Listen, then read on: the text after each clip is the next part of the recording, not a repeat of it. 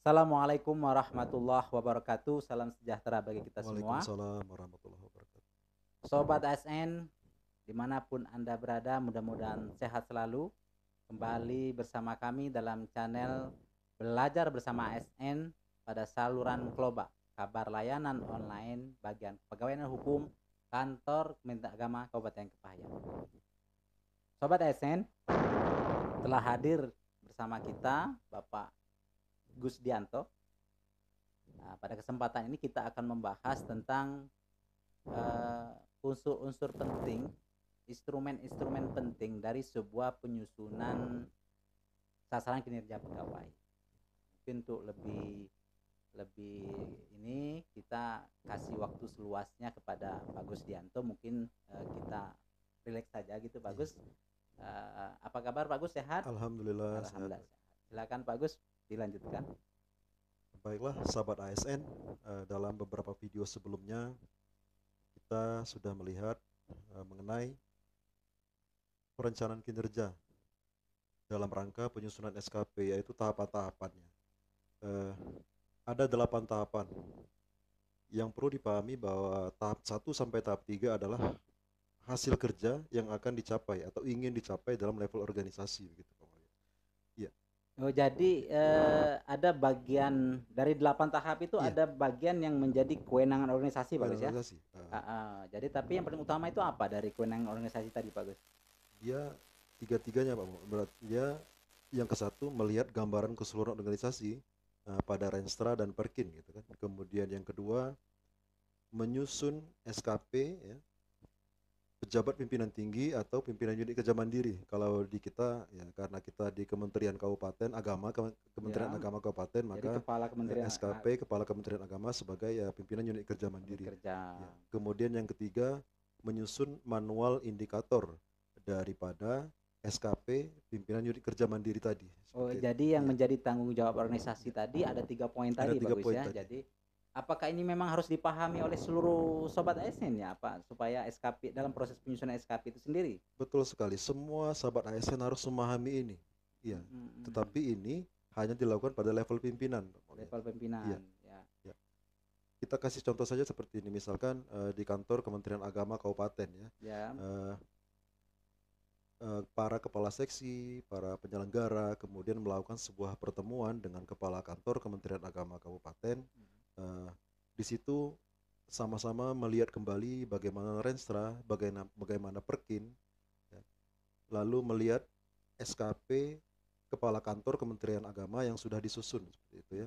Setelah itu barulah menyusun manual indikator pada masing-masing satker. Misalkan kepala seksi penyelenggaraan haji dan umroh, maka dia menyusun manual indikator untuk seksi penyelenggaraan haji dan umroh seperti itu. Oh, jadi di level organisasi itu penetapan rencana kerja yang harus dicapai gitu. Penetapan rencana kerja yang harus dicapai dalam 1 tahun itu, Pak Gus ya. Dalam 1 tahun. Dalam 1 tahun. Nah, ini kemudian tahap berikutnya apa itu, Pak Gus? Supaya sobat ASN ini semakin paham nih, Pak Gus. Iya. Jadi tahap ke-5 sampai tahap ke-8 itu lebih ke hasil kerja yang diharapkan dari individu-individu ASN-nya, Pak Wahyud. Oh, jadi peran serta dari ASN. Peran serta dari ASN. Jadi mekanisme yang diminta oleh dalam penyusunan SKP ini seperti apa supaya kawan-kawan ini tahu apakah ada belangko atau memang ada mekanisme tertentu supaya kawan-kawan ini tahu nih ada tujuan organisasi yang harus dicapai ini. Iya, misalkan seperti ini. Tahap keempat adalah menyusun strategi pencapaian hasil kerja. Menyusun pencapaian hasil kerja. Iya. Menetapkan strategi pencapaian hasil kerja. Menetapkan pencapaian hasil kerja. Kita langsung kasih contoh saja. Misalkan kepala madrasah. Setelah kepala seksi pendidikan madrasah melakukan melihat kembali Renstra dan Perkin, maka kepala madrasah, misalkan kepala MIN atau kepala MTSN, dia juga melihat lagi gambaran Renstra dan Perkin bersama kepala seksi pendidikan madrasah. Jadi turun seperti itu. Jadi ada semacam forum mungkin, forum dialog.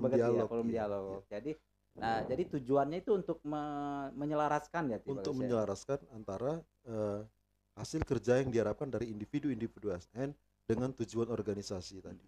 Jadi kalau seandainya itu di tingkat pimpinan Bagus ya. Iya, Nah, tapi kalau di tingkat ASN ini ada jabatan pelaksana, ada jabatan fungsional iya, tertentu iya. di masing-masing satuan kerja di kantor Kementerian Agama Kabupaten Payang itu yang paling pertama yang harus dilakukan dalam proses penyusunan SKP ini apa nih Bagus? Iya.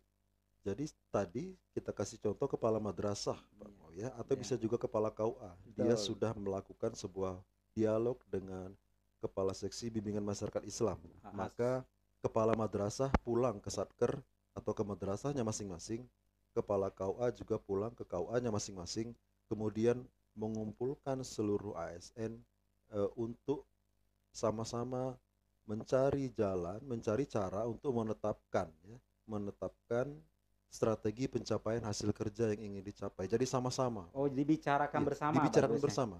Berarti kalau dibicarakan bersama itu berarti semua harus ngambil peran gitu Semua Bagus ya? harus mengambil peran. Ah, ah. Makanya setelah tahap keempat, kemudian tahap kelima, dapatlah pembagian peran itu tadi berdasarkan strategi yang telah ditetapkan, maka perannya sudah ketahuan ini Pak Mu. Misalkan di KUA peran penghulu yang diberi tugas tambah sebagai kepala KUA apa, diturunkan lagi peran penghulu apa, peran penyuluh agama apa, terus peran pelaksananya apa. Di madrasah juga seperti itu. Peran kepala madrasah, guru yang diberi tugas tambahan sebagai kepala madrasahnya apa, terus turun lagi peran gurunya apa, terus peran kepala urusan tata usaha apa, peran pelaksana di tata usaha apa seperti Oh, itu. Iya. jadi seluruh pekerjaan Iya. berkaitan pencapaian tujuan organisasi itu sepertinya didistribusi secara total ya Distribusi kepada secara total, dibagi habis lah dibagi seperti itu. habis Iya. ya. Itu yang dimaksud istilah cascading itu ya, Cascading itu ya. pembagian peran. Pembagian peran. Nah, sekarang begini Pak Gus, dalam konsep dialog tadi ini kan ada, kita nih nggak tahu nih, kawan-kawan ini kan kadang ada yang punya kompetensi yang luar biasa. Kadang-kadang beberapa target itu sudah dibicarakan. Itu bisa berinovasi atau seperti apa dalam konsep eh, SKP 2022 ini? Apakah ada dialog berikutnya atau seperti apa nih, Pak Gus? Nah, disinilah pentingnya SKP yang diatur dalam Permen 6 tahun 2022 ini Pak Muawiyah bahwa eh, dia tidak sekedar seperti dulu hanya uraian tugas, lebih lebih kaku dulu gambarannya. Jadi dulu tuh deskripsi dari pekerjaan, job description seperti itu kan. Eh, Sekarang ini adalah gambaran dari pekerjaan yang harus dilakukan, gitu kan. Job to be done, gitu kan. Berarti dia bisa berinovasi, sangat bisa untuk dalam rangka mencapai tujuan organisasi. Misalkan dia malah bisa mengajukan dirinya sendiri untuk melakukan pekerjaan itu. oh, jadi bisa Iya, berinisiasi sendiri ya? berinisiatif sendiri. Iya, Jadi memang eh, sahabat SN, ya, jadi cascading, konsep cascading inilah konsep segitiga kerucut ya. betul. Jadi nampak ini kayaknya suasana cascading di kantor Kementerian Agama itu sudah mulai dari suasana ruangan ini sudah cascading semua, kita coba mempresentasikan nih Sobat ASN. Ini supaya kita familiar Sobat ASN tentang bagaimana kita berbagi peran, bahwa tujuan utama kita adalah mencapai tujuan organisasi, bukan begitu Bagus Iya, ya? betul. Nah, berkaitan begini Bagus, apakah misalnya sahabat SN ini mau ngurus kenaikan pangkat misalnya Bagus Iya, ya, kenaikan pangkat dan seterusnya, kan tentu SKP-nya ini harus dilengkapi juga Bagus ya. betul. Apakah memang proses SKP tadi ini karena soalnya dulu nih kalau SKP itu semua nampaknya apa settingan atau apa, kayaknya sudah ada terdoktrin di kawan-kawan nih semua harus bernilai baik semua begitu. Apakah seperti itu Pak Gus di SKP tahun 2022 begitu? Tidak seperti itu, Pak. Permen 46 2022 mengatur bahwa hasil kerja dan perilaku kerja pegawai yang diharapkan oleh pimpinan atau dalam rangka memenuhi ekspektasi pimpinan ini adalah kerja yang real sekali. Dokumennya harus dipertanggungjawabkan seperti itu. Ada dokumennya, ada perilaku kerjanya seperti apa begitu kan. Oh, jadi Iya, berarti kinerja ASN itu sudah menunjukkan kinerja organisasi kalau iya. begitu ya? Tadi kan untuk diselaraskan dengan tujuan organisasi. Berarti akan kelihatan sekali kalau kemudian nilai SKP individu ASN-nya baik, suatu saat misalkan ada pemeriksaan ya, Ya. bahwasanya organisasi dinilai cukup, ini kan jomplang sekali.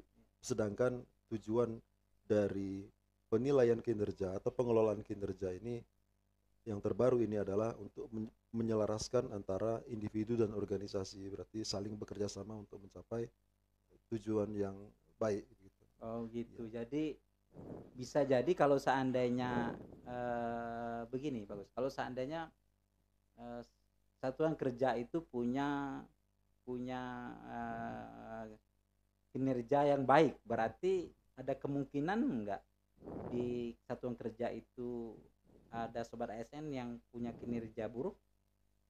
Ada saja kemungkinan kalau tidak dapat memenuhi ekspektasi pimpinan seperti itu. Oh, jadi Iya. karena ada dialog tadi, Ada dialog kemudian tadi. sobat ASN ternyata yang melakukan dialog tidak sesuai dengan komitmen Tidak komitmen, tidak jadi sesuai target, seperti sesuai itu. Iya. target, karena itu menyangkut ke perilaku ya. Ke perilaku juga ya, iya. Perilaku berakhlak ya, Perilaku berakhlak ya, perilaku berakhlak. melupakan Jadi nilai ASN yang tinggi.